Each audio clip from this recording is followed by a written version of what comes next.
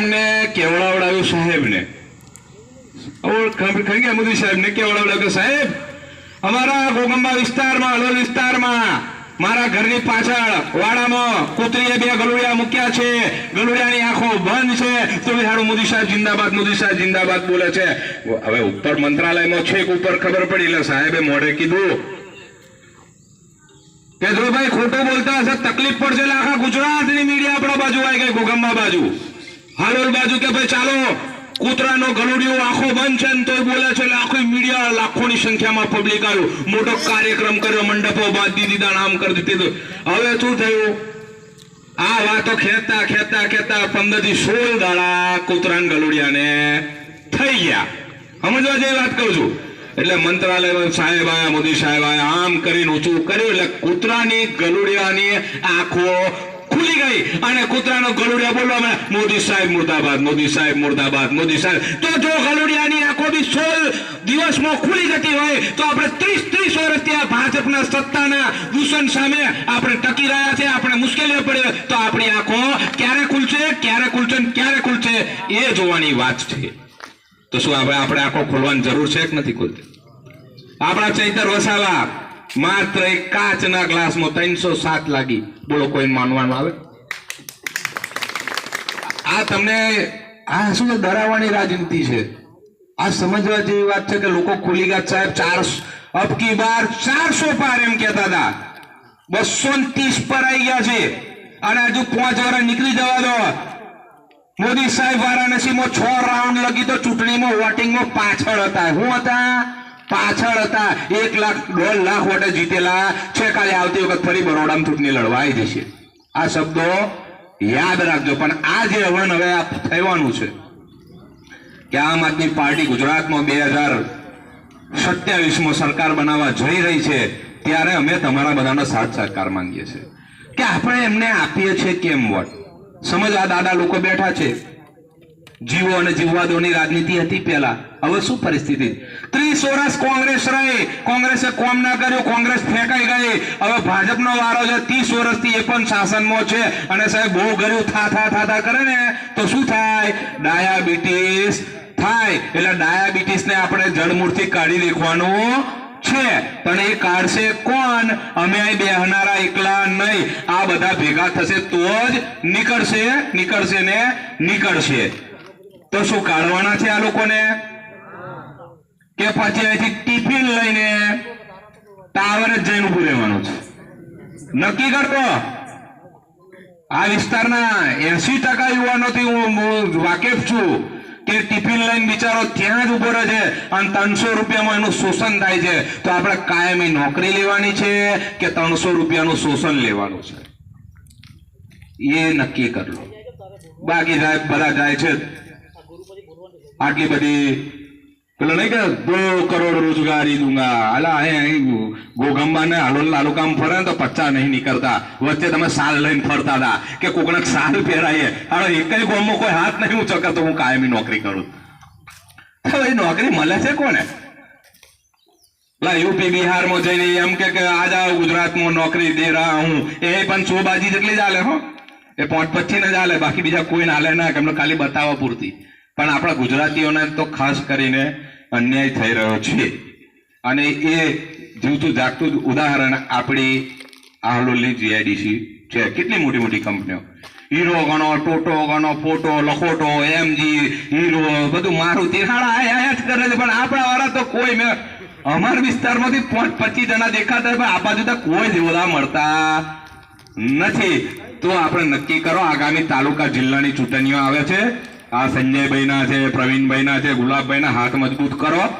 અમે બધા તમારી સાથે છે અને પરિવર્તન 2027માં 150% છે ને છે જ. અહીં બેઠા છો ને તો ઘણા કહેવા બી આવશે કે નવરા હતા એમ. અલા ભાઈ, અમે નવરા હતા ને તો લોકોને જાગૃત કરવા નીકળ્યા છે.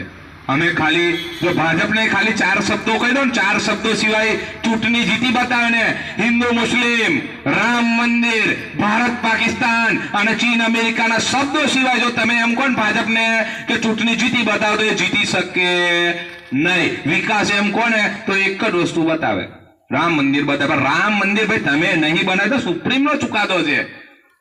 હર ઘર તિરંગા ચાલુ કરી દે એટલે તિરંગાનું માન સન્માન તો અમે પણ રાખીએ છીએ, પણ એને એક એવું કહેવા માંગે કે અમે કરીએ છીએ. એટલે એ બધું જાગવાની જરૂર છે. સરકારી અનાજોની ચોરીઓ થઈ રહી છે.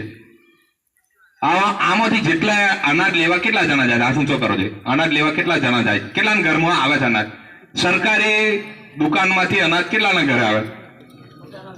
બધાના ઘરે આવે છે ને. સાહેબ, તમે જયારે અનાજ લો છો ત્યારે એને પૂછો છો કે ભાઈ કેટલું અનાજ આપવાનું હોય? તમે કોઈ દાળ તોલો છો કેટલું અનાજ આપવાનું હોય? ઉતાવળમાં 2 જ દાડા છે, આવી જજો, ને તો ત્રીજે દાળ ખાલી ને એના ગોડાઉનમાં ભરાઈ જાય છે. એટલે આ બધું જો ભાઈ આમ આદમી પાર્ટીએ શિક્ષણ મફત કર્યું, આરોગ્ય મફત કર્યું, કે તમારો છોરો 9મા સુધી પેલું કેવું પાસ કરી દેવાનું હવે ચાલતું હતું.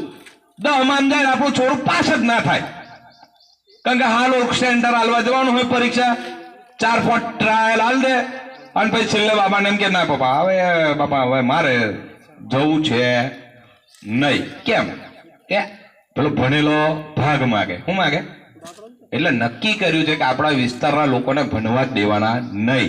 પણ જે આમ આદમી પાર્ટીની વિચારધારા છે કે ભાઈ ભણાવો, શિક્ષિત કરશો તો સમાજ જાગૃત થશે, સમાજ જાગૃત થશે તો ગામ જાગૃત થશે, ગામ જાગૃત થશે દેશ જાગૃત થશે.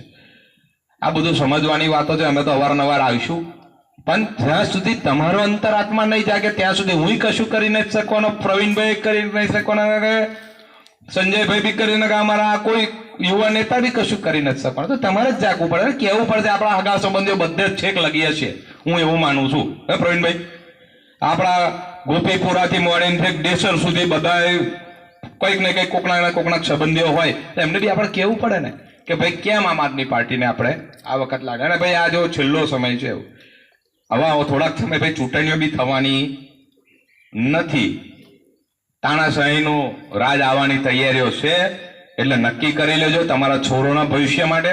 તમે તો કોઈક રીતે જિંદગી નીકાળી છે, આપણા છોરોનું ભવિષ્ય આ જુવાનિયા બેઠા છે. સાહેબ, આપણો ટાઈમ બી વ્યર્થ થઈ રહ્યો છે. આપણે કંઈક બોલીએ નહીં, કંઈક કરીએ નહીં, તો આ તો બધું બીજેપી તો તમને ખબર, ચૂંટણીના 2 જ દાડા એમના છેલ્લા, અને આપણા વાળા છેલ્લા 2 જ દાડામાં ભૂમિ વધારે કરે. અલા પણ એ 2 દાડામાં જે વસ્તુ તમને આપે છે એમાં તમારા 5 વર્ષ જતા રહે છે. કેટલા? 5 વર્ષ કોઈ તમે જોવા આવતું નથી. એટલે કમર કશો અને નક્કી કરો કે કયા વેનમાં જવું છે. આ જે મિસ કોલની વાત તો કરી છે કોઈ આગળ? બધા જેનો મોબાઈલ હોય, આ એક આમ આદમી પાર્ટીમાં જોડાવાની મુહિમ છે. તમે જો ચૈતર વસાવાને કેટલા ઓળખો છો? ઓળખો છો? એના એકલા માટે લડત? એના એકલા માટે લડે છે? બધા માટે લડે છે ને? અહીંયા આગળ સૌથી મોટો આદિવાસી સમાજ, બીજો ઓબીસી, બારિયાને ખરા, બારિયા સમાજ ખરા, દલિત ખરા. એમનો બાયોડેટા લઈ લેજો ચૈતરભાઈનો. ચૈતરભાઈ ઓબીસી, એસસી અને એસટી માટે હરમેર લડે છે. એટલે જ એમનો અવાજ દબાવવા માટે આજે એમને જેલમાં મૂકી દીધા. આજે સુનાવણી છે, શું થયું એ ખબર નથી. 28 એટલે આ પેલા પિક્ચર તારીખ पे तारीख, तारीख पे तारीख, तारीख पे तारीख. ये चैतर भाई रहेगा तो साला तालुका जिला में हमें बहुत तकलीफ पड़ी, इनको तारीख पे तारीख दो. એટલે આ બધી તારીખ પર તારીખ કમ ચાલે છે. તાલુકા જિલ્લાની ચૂંટણી 3 મહિનામાં આવી છે. એટલે અમે ગલીએ ગલીએ જઈને એમનો મેસેજ બી પહોંચાડવા માટે આવ્યા છે કે ભાઈ કેટલી તાનાશાહી ચાલી ભાજપની. અને બધા જાણકાર જ છો, અહીંથી જશો એટલે કહેશે બી ખરા આમ છે તેમ. ભાઈ ત્યાં એક કોમ કરવાનું એને એમ કહી દેવાનું, તે જે વિકાસ કર્યો હોય ને એની માહિતી આલ દે તો હું તને કાલથી જ વોટ આલવાનું ચાલુ કરી દઉં. આ વિકાસ તો થયો છે. 2-4 પેલા ખેસ ગાડીને લટકાઈને જાય ને એમનો તો પાક્કો વિકાસ થયો હશે. થયો છે? કેવો થાય? ડાયરેક્ટ 15 થી ઉપરનું જ મોડેલ લે ગાડી, 15 લાખથી ઉપરની જ ગાડી લે. આપણા ખાતામાં 15 લાખ કોઈ આયા નહીં, પણ એ 15 લાખ ઉપરની જ ગાડી લે. એટલે આ બધી સમજવાની વાતો છે. આવા તો ઘણું બધું દેશમાં ચાલી રહ્યું છે. આ પેટ્રોલ ડીઝલ તમે ભરાવો છો, 100 રૂપિયા ભરાવો, હું અહીંથી જાય ને ત્યાં આવતા પતિ હો જાય. હું મળ્યું કશું જ નહીં આપણને. આપણે જેમ તેમ કરીને, આ તો આપણો વિસ્તાર એવો છે કે ખેતીવાડી થોડી ઘણી થાય છે તો લોકો ટકી રહ્યા છે. બાકી આ જે દિવસ ખેંચી લેશે જમીનો બી. આ ખેડેની જમીન હતી પેલા, એ બધું ખેંચી જ લીધું છે ને. નવા નકશા કાઢ્યા ને આ અમારા જાંબુડી વિસ્તારમાં 300 ઘરને નોટિસ આલી લીધું. હવે આવા વડીલો જે તે સમય હતા, પાણીપત્રકમાં નામો હતા, પંચાયત હતી, તારે બધોના નામો હતા, નવી સિસ્ટમ લઈ આવ્યા, બધોનો નામ જતો રહ્યો. જૂરા કાગળ હતા, મારે જોવા નહીં, નોટિસો આલે ને આપણા બધાને ઘરની બહાર કાઢી મેલ્યા છે. આમ બીજા દબાણો વાળા નથી દેખાતા? એમના બધા ભાજપ વાળાના આખા દુનિયાના દબાણો હોય, પણ એવું કામ કે જે દબાય છે ને એને વધારે દબાવો. અને હું તો એવી આશા રાખું, આજે આટલા ભેગા થયા છે, આવતી તાલુકા ચૂંટણીની જેવી તાલુકા જિલ્લાની ચૂંટણી આવે, આ પટાંગણ આખું ભરાઈ જવું જોઈએ. અને તમારામાંથી કે આમાંથી કોઈ તાલુકા અને જિલ્લાનો સદસ્ય જીતે અને આપણો અવાજ તાલુકા અને જિલ્લા પંચાયતમાં મૂકે એવી આશા રાખું છું. પણ તમે બધા અડીખમ થઈને લડશો તો બાકી આ 2 દિવસની રાજનીતિ મેં તમને કહી દીધી, ભાજપના ખાલી 2 જ દાડા છેલ્લા, એ 2 જ દાડા મળવા આવે બધાને. એમનો ટોરો છે ને બધા 2 જ વાગે જય શ્રી રામ બોલી બોલીને બૂમો પાડીને 2 દિવસ મળવા આવે, પછી કોઈ દિવસ દેખો દેતા નથી. એટલે કદાચ આપણા કોઈ મિત્ર મંડળ હોય, સમાજના હોય, ભાજપમાં હોય, એને બી કહેવાનું કે અમારા જોડે કેમ જોડાવું. આ જેટલા પણ આપણી પાસે મોબાઈલ હોય ને, આ જેટલા બી મોબાઈલ જેની પાસે છે પેલા મોબાઈલ બહાર કાઢો.